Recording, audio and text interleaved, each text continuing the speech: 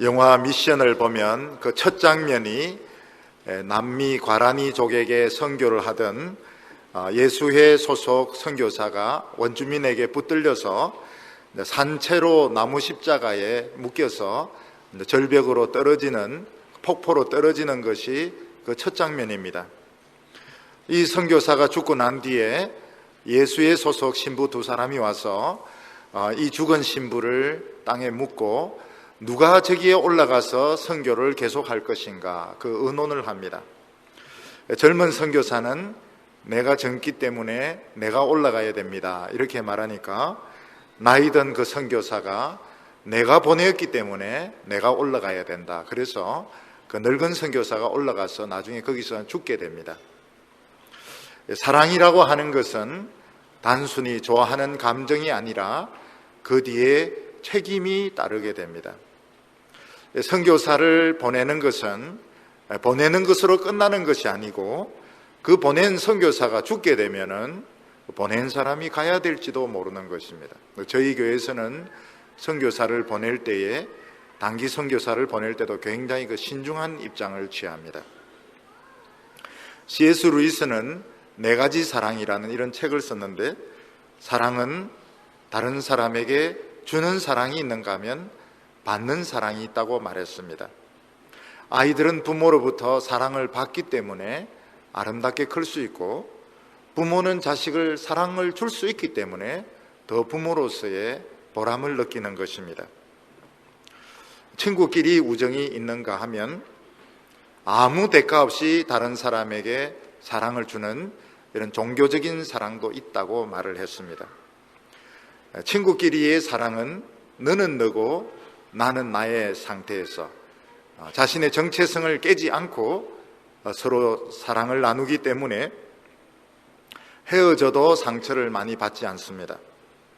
그러나 이성 간의 사랑은 상대방을 내 안에 받아들이는 사랑이기 때문에 껍질을 깨고 사랑을 하게 되고 소유를 하려고 하기 때문에 이성 간의 사랑은 깨어지게 되면 상처를 많이 받게 됩니다. 또 이런 상처를 받음으로써 오히려 사람들은 인격적으로 성숙하게 됩니다. 이성 간의 사랑은 상대방을 소유하려고 하는 사랑이기 때문에 상대방이 나보다 다른 사람을 더 좋아하면 분노를 느끼게 되고 질투의 감정을 가지게 됩니다.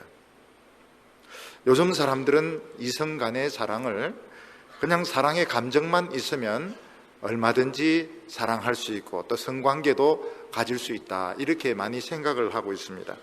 하나님께서는 남녀 간의 성관계는 굉장히 행복한 체험인데, 이런 황홀하고 행복한 체험을 하려면 자신의 한평생을 서로 주는 약속을 하고 헌신을 하고 이런 사랑을 나누어야 되는 것입니다.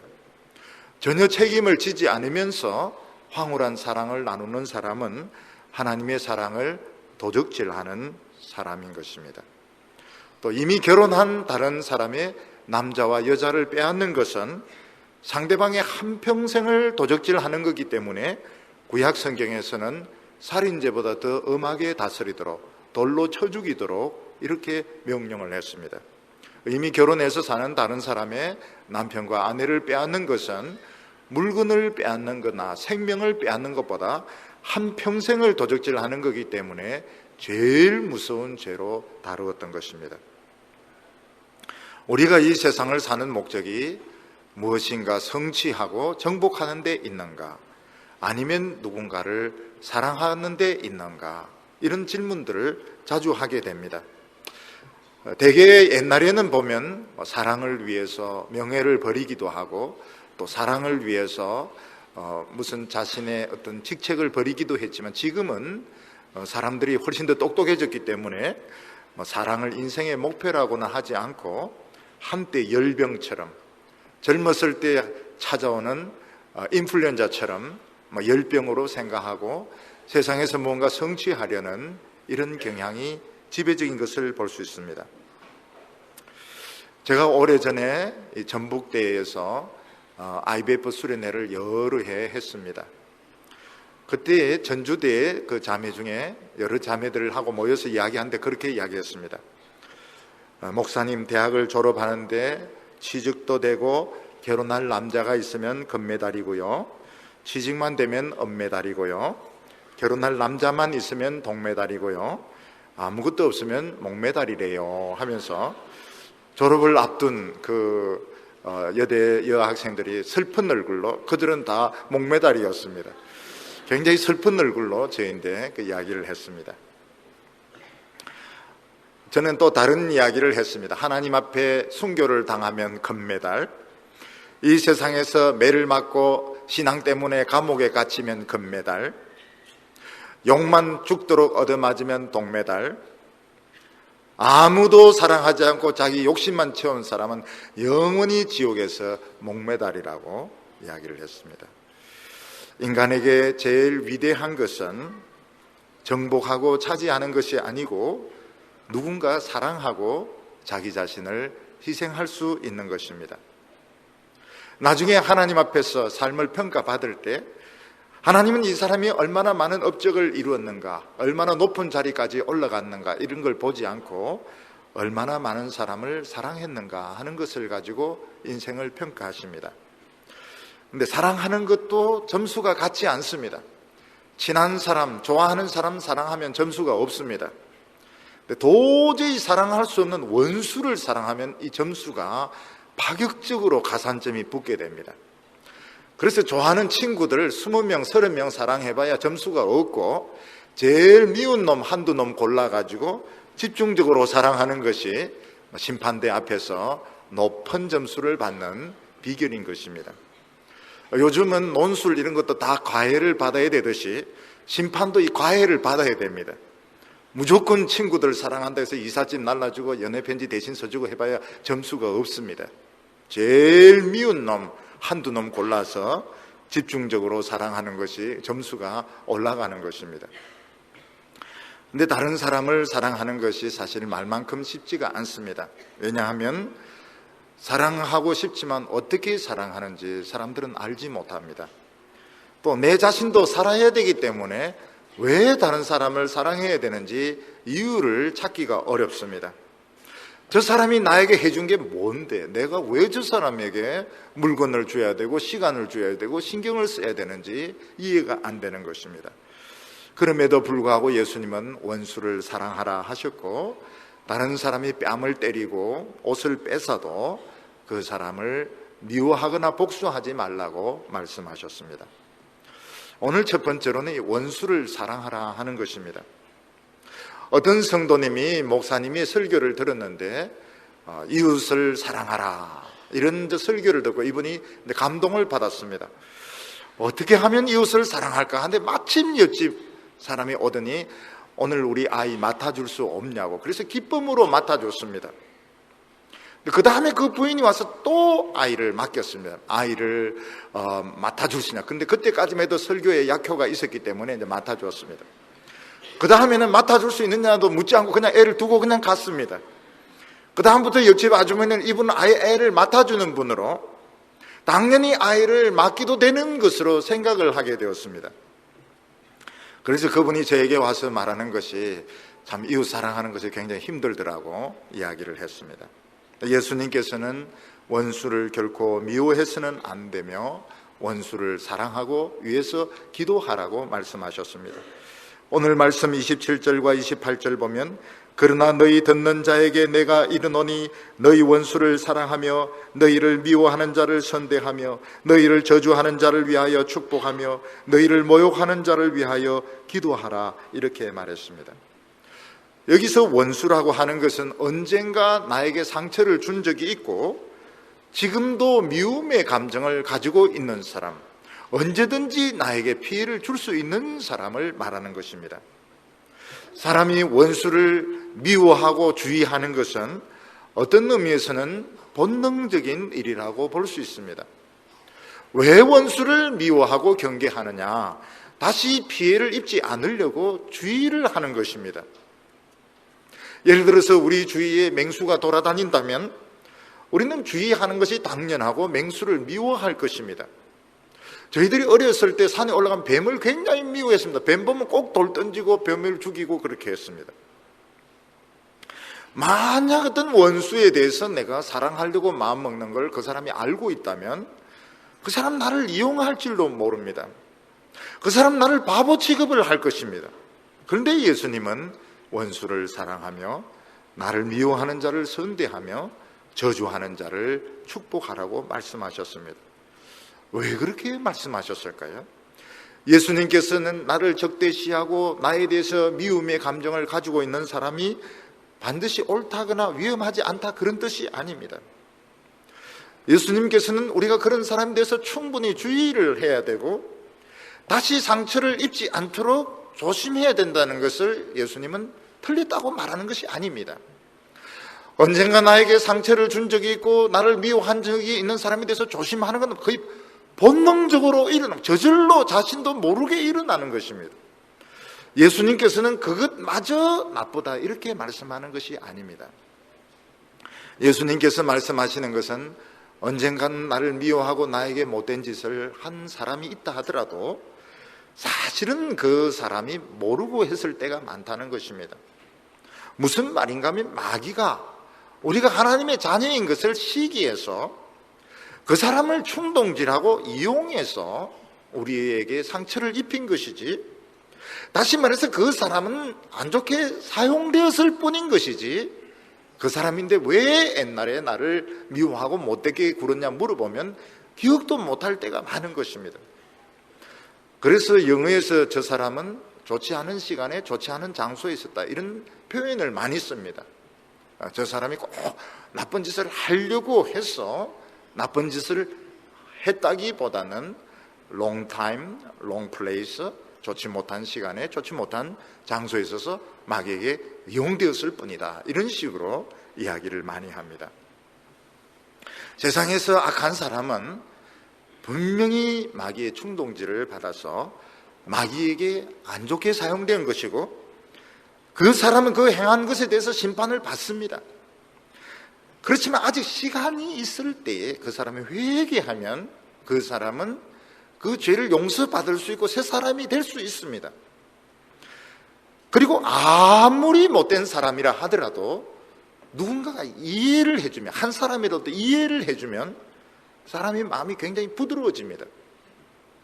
되게 악한 짓을 끝까지 하는 사람은 자기 자신을 자포자기해서 아무도 이해해주지 못한다, 그런 반항심으로 끝까지 못하게 못된 행동을 하는 사람들이 많습니다. 누군가가 한 사람이라도 이해를 해줄 때에 그 사람의 악한 마음은 누그러지면서 회개할 가능성이 있습니다. 그리고 우리는 어떤 사람이 나에게 공격적인 말을 하고 또 무시하는 말을 해서 그 사람을 미워하지만 사실은 내가 모르는 그런 장점이 많이 있습니다. 우리는 어떤 사람의 한 가지나 두 가지 점 때문에 그 사람을 미워해서 죽기를 바랍니다. 그 사람만 죽는 것이 아니고 그 사람 식구까지 다 죽었으면 좋겠다 이렇게 생각하는데, 실제로는 모든 사람들에게 장점이 다 있습니다. 내가 모르는 장점이 많이 있습니다. 그래서 우리가 그 한두 가지 점 때문에 그 사람 인격 전체를 미워하고 죽기를 바라는 것은, 이것은 좋은 것이 아닙니다. 그래서 우리는 어떤 사람이 나에게 좀 안 좋은 행동을 했다 하더라도 뭔가 사연이 있을 것이다, 뭔가 그 사람에게 사정이 있을 것이다 이렇게 이해를 해버리면 우리는 미워하지 않아도 되고 결국 한 사람을 끈지게 되는 것입니다. 우리가 보기에 좀 미운 사람, 내가 좀 싫어하는 사람도 마음문을 열고 한번 사귀어보면 또 굉장히 좋은 사람들이 많이 있습니다. 그래서 내 기준만 가지고 저 사람은 무조건 틀린 사람이다 정죄를 하면 안 됩니다. 하나님은 이 세상 사람들을 사랑하시는데 두 가지 방법으로 사랑하십니다. 하나는 자연현상을 통해서 사랑하십니다. 하나님은 악한 사람, 선한 사람 모두에게 햇빛을 주시고 비를 주시고, 햇빛만 주시고 비를 주시는 게 봄 되면 수많은 꽃들이 피어나게 하시고, 여름부터 가을까지는 수많은 과일이 맺히게 하시고, 또 가을에는 하늘, 그 높은 하늘을 주시고, 또 겨울에는 하얀 눈을 주셔서 사람들에게 사랑을 표현하십니다. 그리고 또 하나의 방법이 우리 예수 믿는 사람들을 통해서 다른 사람들에게 사랑을 전달하기를 원하십니다. 하나님께서는 우리에게 제일 먼저 내가 얼마나 소중한 사람인지, 내가 얼마나 사랑을 받을 가치가 있는 사람, 그걸 가르쳐 주셨습니다. 근데 사람들은 아무리 잘생겨도, 아무리 사회적인 직책이 높아도 자기의 그런 자격을 모르고 살아가고 있습니다. 우리 예수 믿는 사람들이 다른 사람들을 아주 정중하게 대해줄 때, 그 사람을 이용해 먹으려고 하지 않고, 그 사람에 대해서 간사하게 대하지 않고, 아첨하지 않고 정중하게 대해줄 때, 친절하게, 겸손하게, 정중하게 대해줄 때, 그 사람들은 자신에 대해서 가치를 느끼게 되는 것입니다. 어떤 사람은 참 정의를 좋아해서 불의만 보면 막 덤벼들어서 싸우는 분들이 있는데, 어떤 정의도 사랑을 이기지 못합니다. 최고의 법은 정의가 아닙니다. 사랑이 최고의 법인 것입니다. 우리가 만약 이 세상에 정의를 위해서 태어났다면 매일 싸워야 됩니다. 하나님께서는 너희들은 정의를 위해서 온 것이 아니고 사랑을 위해서 왔다고 말씀하셨습니다. 우리 예수 믿는 사람들이 다른 사람을 사랑할 수 있는 제일 좋은 방법이 그 사람의 잘못을 생각하지 않는 것입니다. 그래서 고린도전서 13장 5절에 보면 사랑은 악한 것을 생각지 아니하며, 그 사람이 나에게 잘못된 행동을 한 것, 그 사람이 나에게 피해를 끼친 것을 생각을 안 하는 것이 사랑하는 것입니다. 우리는 어떤 사람이 나에게 나쁜 행동을 하면 생각하고 또 생각하고 또 생각하고 하루밤 사이에 수천 번을 생각합니다. 그 결과가 무엇입니까? 자기 자신에게 우울증이 생기는 것입니다. 자기 자신의 감정이 메마르게 되는 것입니다. 이 감정이 메마른다는 것은 굉장한 손해를 보는 것입니다. 지구온난화보다 수백 배, 수천 배 위험한 것이 감정이 없어지는 것입니다. 우리는 자기 자신이 살기 위해서 다른 사람을 용서를 해야 됩니다. 우리가 다른 사람을 사랑하는 것은 진정으로 대해주는 것입니다. 사람들은 힘들게 지금 자기 자신을 지금 찾아오고 있습니다. 우리 청년들은 지금 자기 자신이 누군지, Who am I? 내가 누군지, 내가 어떤 사람인지 굉장히 지금 힘들게 자기 자신을 조금씩 찾아오고 있는데, 누가 한두 가지 마음에 들지 않는다, 막 폭언을 한다든지 이렇게 해버리면 그 지금까지 힘들게 자기 자신을 찾아온 게 다 깨어지는 거예요. 이거를 누가 책임을 지느냐, 이거는 엄청난 피해가 되는 것입니다. 사람들은 자기 자신을 사랑하는 법을 잘 모릅니다. 이기적인 것을 자기 사랑하는데, 그건 이기적인 건 자기 사랑하는 것이 아닙니다. 하나님은 우리를 사랑할 때 조건 없이 사랑하셨습니다. 우리가 자기 자신을 사랑할 때도 조건 없이 사랑을 해야 됩니다. 우리가 다른 사람을 대할 때도 어떤 조건을 달면 안 됩니다. 내가 저 사람을 이용하겠다, 저 사람을 사귀면 저 사람이 나에게 도움을 줘, 이거는 바로 사귀는 것이 아닙니다. 그냥 있는 그대로 사귀는 것이고, 지금 회복되고 있는 그 하나님의 형상으로 사랑할 때 결국 그 사람은 자기 자신을 찾게 되는 것입니다. 우리 예수 믿는 사람은 다른 사람이 자아를 찾는 것을 도와주어야지 이걸 깨트리면 안 됩니다. 오늘 두 번째로는 남에게 피해를 입었을 때 복수하지 말라고 말씀하셨습니다. 29절에 보면 내 이 뺨을 치는 자에게 저 뺨을 돌려대며, 이 뺨을 맞는다는 것은 인격적으로 참 모욕을 당하는 것이죠. 다른 사람이 나에게 때리지 않아도, 욕을 하거나 소리만 질러도 우리 안에 있는 이 자아상은 깨어지게 됩니다. 우리 안에 있는 이 자아상은 아주 섬세한 크리스탈과 같기 때문에 누가 이 소리를 지르면 이게 금이 가고 깨어지게 됩니다. 특히 다른 사람의 이런 분노는 끓는 물과 같아서 나에게 화를 막 퍼부으면 이게 속으로 들어가서 속을 홀랑 다 태워버리게 됩니다. 하물며 폭언만 해도 안에 있는 내면이 다 타는데, 구타를 해버리면 이 내면에 있는 자상이 다 깨어져 버리게 됩니다. 사람들은 다른 사람에게 모욕을 당하고 무시를 당할 때 이게 복수를 해야 이게 직성이 풀리게 됩니다. 복수를 하지 않으면 속에 계속 이 분노가 남게 되는 것입니다. 그런데 예수님께서는 누가 뺨을 때릴 때에 저 뺨도 돌리되라는 것입니다. 예수님께서 이 뺨을 돌리면 저 뺨을 돌리되라 이래서 맞고 다니라 이렇게 해석하면 잘못 해석한 것이고, 어떤 학생은 이걸 그대로 적용을 했습니다. 그 주일날 이 말씀 보고 은혜를 받았는데 선생님이 한 대 때리니까 갖다 대니까 선생님이 너 반항하는구나, 그래서 막 10대를 두들겨 맞았다는 것입니다. 그래서 이 학생은 굉장히 시험에 들게 됩니다. 나는 예수님의 말씀에 분명히 순종을 했는데 이 뺨을 때려서 저 뺨을 돌려대는데 선생님은 반항한다고 약을 올린다 생각해서 막 10대를 때려버린 것입니다. 예수님께서 여기서 저 뺨을 돌려대라 하는 것은 뺨을 맞고 다녀라 그런 뜻이 아니고 복수를 하지 말라는 것입니다. 복수를 하지 않으려고 하면 한 대 더 맞을 수도 있다, 뭐 이런 여유를 가지라는 것이지, 때리시오 죽이시오 이러면서 들면은 더 많이 맞게 되는 것입니다. 다른 사람으로부터 폭언을 받았는데, 다른 사람으로부터 무시를 당했는데 어떻게 이거를 참을 수가 있을까요? 우리가 다른 사람에게 모욕을 당하고 무시를 당하고 인격적인 그런 폭언을 당할 때 막 속에서 화가 치밀어 오르게 됩니다. 근데 이거를 폭발시키면 어떻게 됩니까? 상대방에게 똑같은 폭언으로서, 폭력으로서 이걸 폭발시켜버리면 내 안에 있는 이 크리스탈 걸어, 내 안에 있는 이 인격이 전부 다 거미 가고 깨어지게 됩니다. 복수보다 더 중요한 것이 뭔가, 내 속에서 지금 만들어지고 있는 지금 자아상 인격인 것입니다. 그 누군가가 참 교만하고 너무너무 오만해서 내 뺨을 때렸을 때 우리는 이걸 복수를 해야 직성이 풀리지만, 그러면 더 손해를 보게 되면 그걸 피해버리는 게 낫습니다.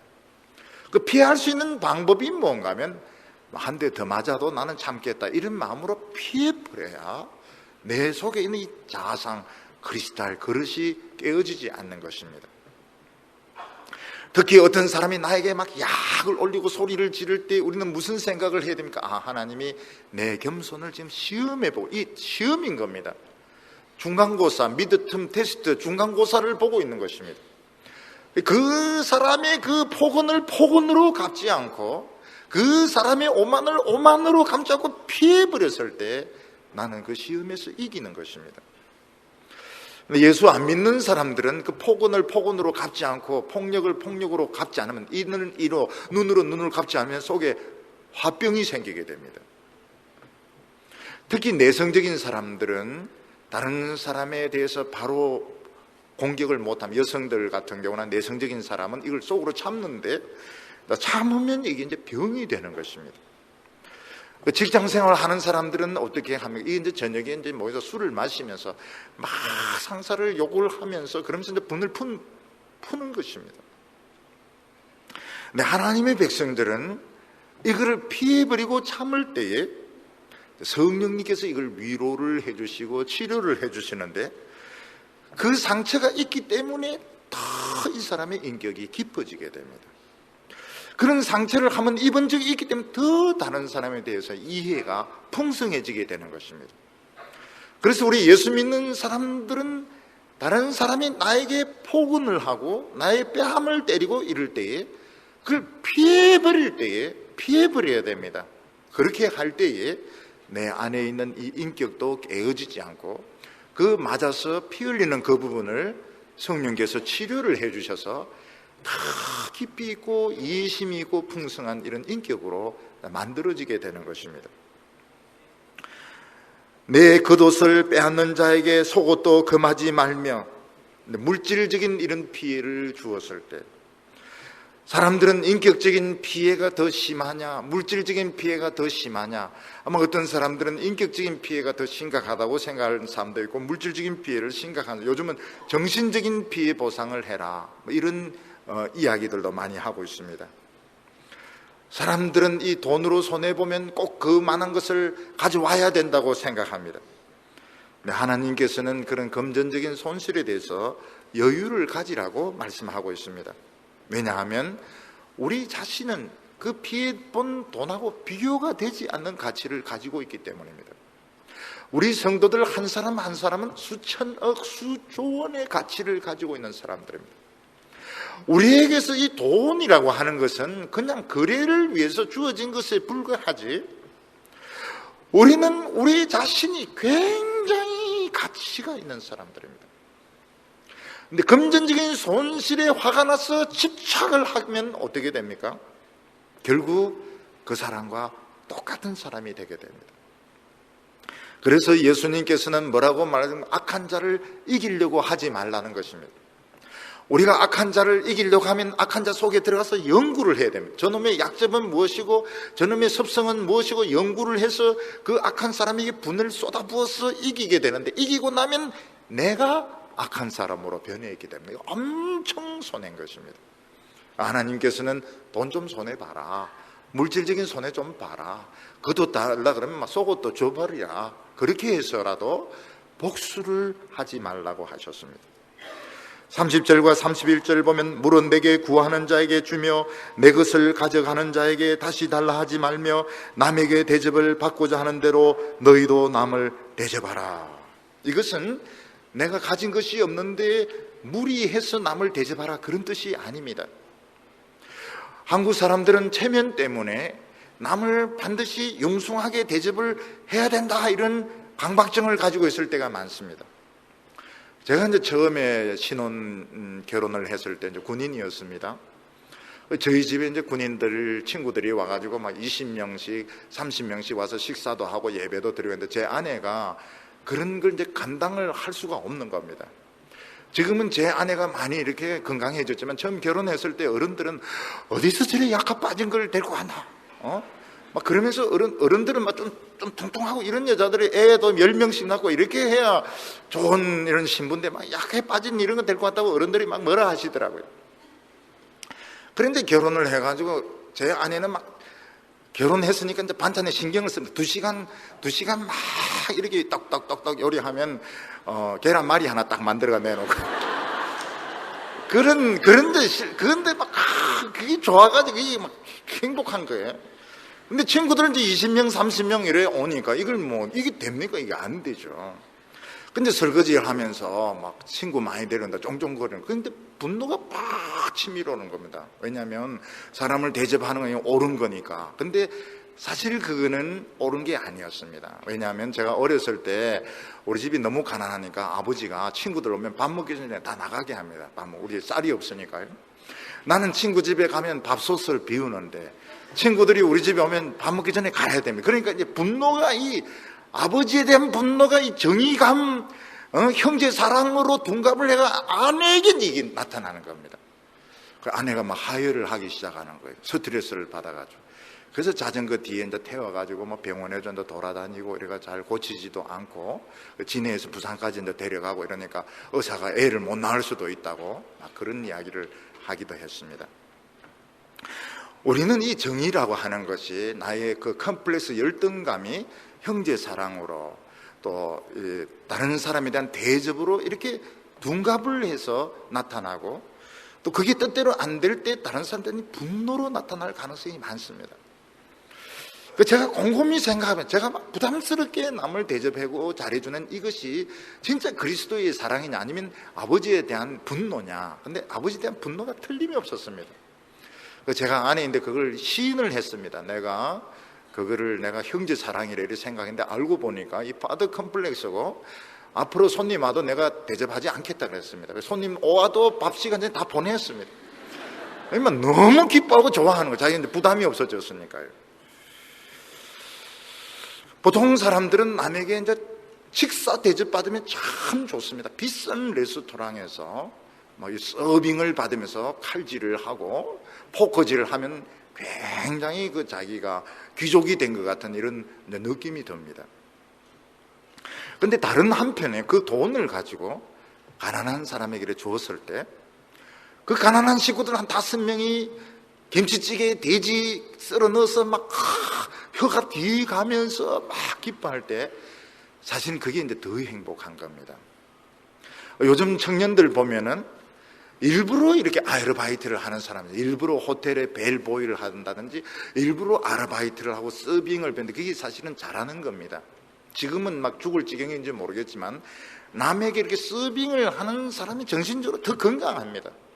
오히려 앉아서 대접받으면서 불평하는 이런 사람들이 정신적으로 건강하지가 못해요. 우리가 돈을 모아서 내가 잘 먹고 비싼 호텔에 있는 것도 행복하지만 그 돈의 일부를 그 가난한 사람들이 굉장히 큰 돈이거든요. 이걸 가지고 막 삼겹살 혀 뒤면서 손 뒤면서 막 서로 형아 입 벌리 봐라 이러면서 두고 이럴 때 굉장히 이게 행복한 거야. 남을 행복하게 하는 게 너무너무 기쁜 겁니다. 그때부터는 이제 사람이 딱 깨닫게 됩니다. 내가 행복한 것보다 남이 행복한 것이 10배나 더 좋은 것이구나.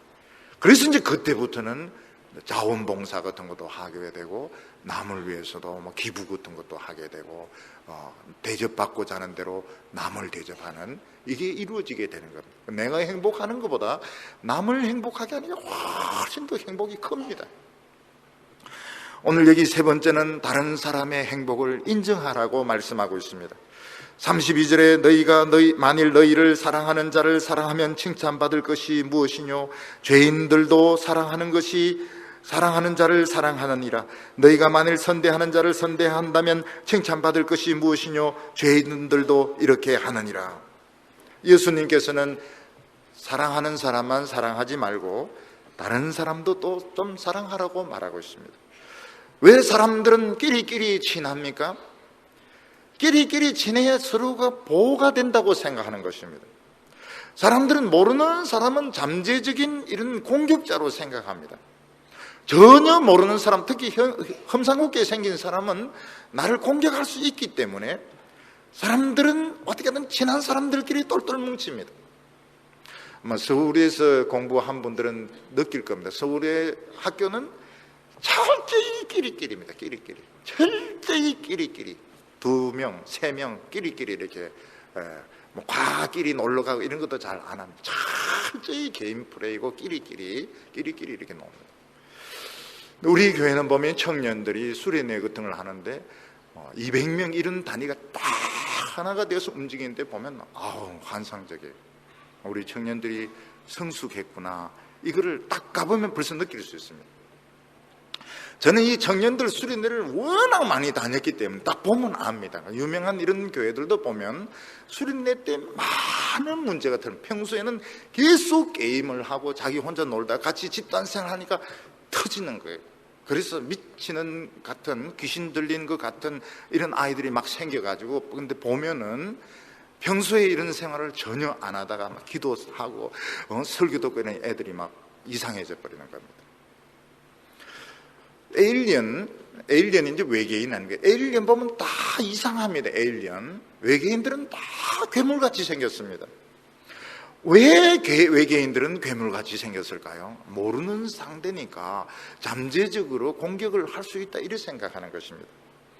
그래서 사람들은 자기를 디펜스하기 위해서 끼리끼리 몰려다니면 적어도 이 친구는 나를 공격하지 않고 누가 공격할 때 막아줄 수 있으니까 물려서 이게 특징입니다. 우리가 하나님을 믿고 난 뒤에는 인간을 이해하게 됩니다. 모든 인간은 하나님의 형상으로 만들어진 존귀한 존재입니다. 그러나 파괴된 하나님의 형상입니다. 모든 사람들은 사랑받기를 원하고 이해받기를 원하는데 사랑해주는 사람이 없고 이해해주는 사람이 없어서 사나운 것입니다. 가끔 보면 고등학생들 중에서 큰 애들은 막 거인 같습니다. 누나는 조그만데도 누나 앞에 꼼짝을 못해요. 왜냐하면 어릴 때부터 이놈 다 아니까. 아는 사람은 무섭지가 않습니다. 아무리 키가 커도 안 무섭습니다. 근데 모르는 사람은 무섭습니다. 우리 기독교인들은 사람을 압니다. 아무리 사나운 사람도 난폭한 사람도 하나님의 형상이 있고 사랑받기 원하고 이해되기를 원하는데 사랑해주는 사람이 없는 것입니다. 특히 기독교 사랑의 첫 걸음은 다른 사람을 내 몸처럼 사랑하는 것입니다. 젊었을 때는 몸이 중요한 줄 모릅니다. 그래서 저는 청소년 때 성경에서 제일 이해 안 되는 구절이 내 몸처럼 사랑, 이게 이해가 안 됐습니다. 우리 청소년 때는 우리 안 씻지 않습니다. 청소년 특징은 일단 씻지를 않습니다. 그리고 꿈이 너무 중요하기 때문에 몸 같은 걸 중요하게 생각해서 막 다칩니다. 일부러 막 다치고 축구하다가 슬라이딩 해가지고 막 끓기고 들어오고 이걸 자랑스럽게 생각하는데, 몸을 중요하게 해서 꿈이 너무 크기 때문에, 이상이 너무 중요하기 때문에 몸이 중요한 줄 모릅니다. 근데 나중에 나이가 들어보면 몸보다 더 중요한 게 없습니다. 특히 늙으면 몸이 식기 때문에 자꾸 뜨거운 물에 들어가서 시원하다 시원하다 이렇게 말합니다. 저는 그 나이 드신 할아버지들이 그 뜨거운 물에 들어가는 걸 이해를 못했습니다. 왜 뜨거운데 저런 데 들어가서 저렇게 좋아할까? 나이 들어보니까 저도 똑같이 들어가가지고 시원하다 시원하다, 온도 좀 더 올려주세요 아줌마 막 이러면서, 이게 벌써 몸이 식고 열정이 식으니까 똑같아지는 것입니다. 우리 예수 믿는 사람들이 첫 번째로 기억해야 될, 모든 사람들이 행복할 자격이 있다는 것입니다. 키가 크거나 작거나 매력적으로 생기거나 아니거나 전부 자기에게 사랑하는 사람, 멋진 사람을 만나서 행복하게 살 자격이 있다. 이것이 이웃을 내 몸처럼 사랑하라는 것입니다. 그래서 기독교인들의 첫 번째 사랑은 남의 사랑을 깨뜨리지 않는 데서 시작됩니다. 다른 사람을 내 것으로 만들려고 해서는 안 됩니다. 산에서 예쁜 새가 노래하고 있을 때 사람들은 그 새를 사랑해서 잡아서 초롱에 넣어가지고 배추잎을 주면서 사랑한다 이렇게 이야기하는데, 그 새는 그게 지옥인 겁니다. 그 새가 원하는 것은 자기를 풀이 놔주는 거예요. 그래서 이 산 저 산 돌아다니면서 노래 부르는 것을 좋아하지, 새장 안에 가둬놓고 배추잎 주는 거, 이걸 원치를 않습니다. 오늘 우리가 다른 사람을 사랑한다면 그 사람을 내버려 두는 거예요. 애들이 부모에게 날 좀 내버려 두세요 이렇게 하면, 날 좀 내버려 두세요, 너무 간섭하지 말고 내버려 두세요. 우리 교회는 대개 좀 내버려 두는 편입니다. 그래서 너무 무관심한 것이 아닌가, 사랑하지 않는 것이 아닌가, 내버려 둘 필요가 있습니다. 너무 간섭하기보다는 내버려 두는 것이 좀 필요합니다. 모든 사람들은 사랑할 자격이 있고 사랑받을 자격이 있고 행복할 자격이 있고, 내 좋아하는 사람, 사랑하는 사람을 뺏기지 않을 권리가 있는 것입니다. 우리는 그것을 깨뜨려서는 안 됩니다. 누구든지 행복할 자격이 있다. 이걸 인정해 주는 것이 사랑의 첫걸음입니다. 더 사랑하게 되면 어떻게 될까요? 더 사랑하게 되면 역시 그 사람도 하나님의 말씀을 듣는 것이 제일 필요한 것입니다. 토마스 선교사는 대동강에서 죽으면서 이제 성경책을 던져놓고 죽었습니다. 그 성경책을 읽은 사람은 없을지 모릅니다. 그러나 지금은 성경 때문에 우리가 이렇게 행복한 삶을 살고 있습니다. 우리가 다른 사람을 진정 사랑한다면 결국은 말씀을 주게 됩니다. 그런데 세상 사람들은 말씀을 원치 않습니다. 돈을 원합니다. 우리는 때때로 돈을 줄 수도 있습니다. 돈 줘야 됩니다. 자기들이 원하니까 돈을 줘야 됩니다. 그렇지만 제일 중요한 것은 역시 말씀을 주는 것이 제일 사랑하는 것입니다. 제가 청소년들 캠프 또 대학생들 수련회 많이 봤을 때 제일 학생들이 은혜 받는 것은 역시 설교입니다. 설교. 게임도 있고 단체 활동도 있고 재미있는 시간도 많이 있지만 결국 자기가 제일 좋아했던 시간은 설교 듣는 시간이었다, 기도하는 시간이었다, 그렇게 말을 합니다. 35절과 36절 보면 오직 너희는 원수를 사랑하고 선대하며 아무것도 바라지 말고 빌리라. 그리하면 너희 상이 클 것이요 또 지극히 높으신 이의 아들이 되리니 그는 은혜를 모르는 자와 악한 자에게도 인자로우시느니라. 너희 아버지의 자비하신 같이 너희도 자비하라. 하나님은 악한 자에게도 햇빛을 주시고 비를 주시면, 우리 같으면 미워하는 사람에게는 까만 비늘을 쳐서 비 안 오게 만들고, 또 좀 미운 사람에게는 커튼을 쳐서 햇빛 안 비쳐 컴컴하게 만들도록 이렇게 복수할 것 같은데, 그러면 사람들은 전부 미칩니다. 집단적으로 다 미칩니다. 하나님이 비를 주시고 햇빛을 주시고 이 하늘을 주시고 많은 꽃을 주시고 열매를 주어도 인간들은 미치는데, 하나님께서 비를 안 주시고 햇빛을 안, 인간은 다 미쳐버리는 것입니다. 지금 인간들이 안 미치는 거, 지금 정신이 돌아가는 거, 이게 하나님의 사랑입니다. 오늘 우리들은 다른 사람을 미워하지 않는 훈련을 해야 됩니다. 누군가 미워할 때는 우리는 저 사람이 무슨 사정이 있을 것이다 이렇게 생각하고 이해를 하려고 해야 됩니다. 어떤 자매는 저인데 와서 저 사람은 나에게 상처를 주었기 때문에 저는 절대로 용서를 못합니다. 사랑할 수 없습니다. 저는 사랑하라, 원수를 사랑, 이런 설교를 들을 때마다 상처를 받습니다. 그런 이야기를 했습니다. 제가 그 자매에게 사랑하지 말라 그랬습니다. 사랑하지 마. 그렇지만은 무슨 사정이 있겠지 하면 이해를 하려고 노력해봐라 이랬더니 훨씬 마음이 편하다는 겁니다. 사랑은 못해도 무슨 사정이 있겠지 이해를 하려고 하니까 마음의 적개심이 훨씬 적어지더라. 그게 이제 사랑을 하는 것입니다. 하나님은 우리에게 사랑을 가르쳐 주셨습니다. 저는 예수님을 인격적으로 만나고 제일 먼저 배운 것이 뭔가 하면 사랑을 배웠습니다. 내가 사랑받을 가치가 있고 또 다른 자매들도 사랑받을 자격이 있구나. 그걸 제일 먼저 배웠습니다. 아이들은 그런 말을 배웁니다. 엄마란 말을 배웁니다. 우리는 하나님으로부터 사랑을 배웠습니다. 이 세상에 살면서 이 사랑을 실천을 하시길 바랍니다. 할 수 있으면 적대적인 이런 사람도 허물어서 사랑해 보시기를 바랍니다. 그러면 우리의 인생이 그만큼 풍성해지게 될 것이고 하나님은 역시 내 아들이구나 이래서 더 많은 축복을 주실 줄로 믿습니다. 우리 기도하겠습니다. 하나님 아버지, 오늘 많은 사람들이 미쳐 날뛰고 정욕에 빠지는 이때에 우리에게 사랑을 가르쳐 주시옵소서. 내가 하나님 앞에서 얼마나 사랑받을 자격이 있는지, 그리고 다른 자매 한 사람 한 사람, 형제 한 사람 한 사람이 얼마나 하나님 앞에서 축복받을 자격이 있는지 깨닫게 하여 주시옵소서.